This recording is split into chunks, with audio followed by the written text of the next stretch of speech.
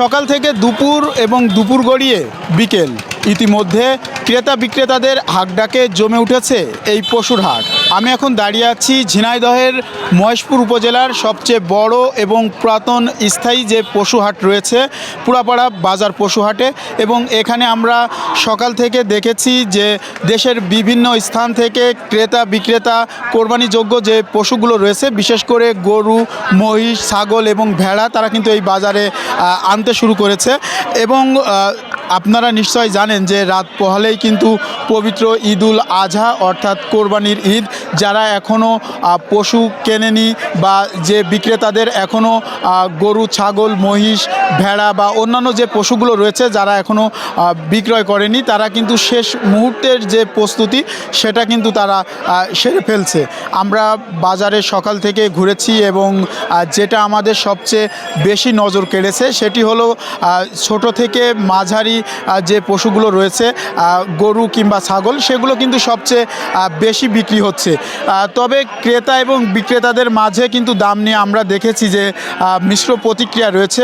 ক্রেতা যারা রয়েছে তারা কিন্তু অভিযোগ করছে যে যেহেতু রাত পোহালেই ঈদ, তারা কিন্তু অন্যান্য হাটের তুলনায় বা গরুর যে দাম সেই দামের তুলনায় কিন্তু দামটা একটু বেশি হাঁকাচ্ছেন। এবং বিক্রেতারা তারা কিন্তু বলছেন যে যেহেতু আগামীকাল ঈদ, অন্য কোনো হাট তারা পাবেন না, সেহেতু কিন্তু একটু লোকসান হলেও কিন্তু কম দামে তারা কিন্তু পশুগুলো সেরে দিচ্ছেন। আমরা যদি একটু বাজারটা আপনাদেরকে একটু দেখাই, আমরা বাজারের যে এক অংশ রয়েছে সেই এক অংশে কিন্তু ইতিমধ্যেই ছোট বড় মাঝারি গরুর সংখ্যা কিন্তু আমরা অনেক দেখতে পাচ্ছি।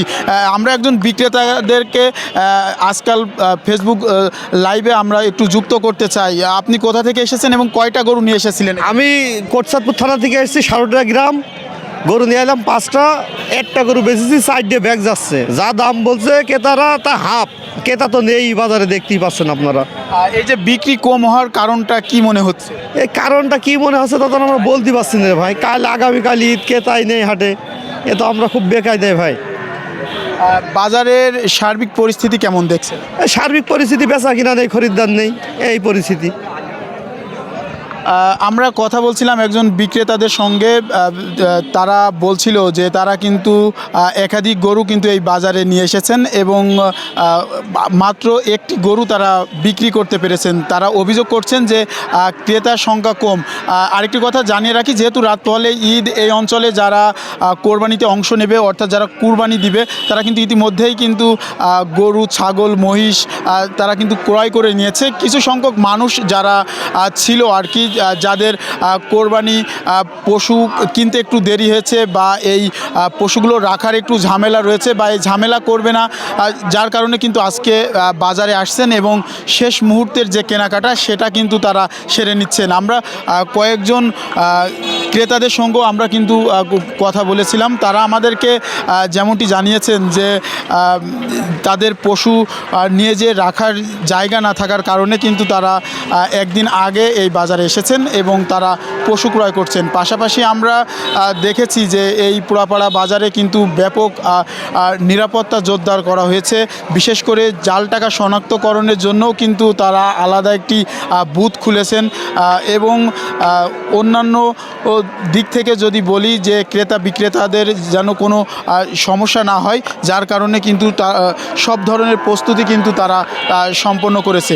তবে একটি কথা আপনাদেরকে জানিয়ে রাখতে চাই যে এই বাজারটি কিন্তু সপ্তাহে একদিন হওয়ার কথা থাকলেও ঈদ সামনে করে সপ্তাহে কিন্তু 3 দিন এই পুরাপাড়া বাজারের যে পশুহাট এটি কিন্তু বসছেন এবং ক্রেতা বিক্রেতা যারা আছেন তারা কিন্তু এখান থেকে তাদের পছন্দের যে পশু সেটা কিন্তু ক্রয় করে নিয়ে যাচ্ছেন।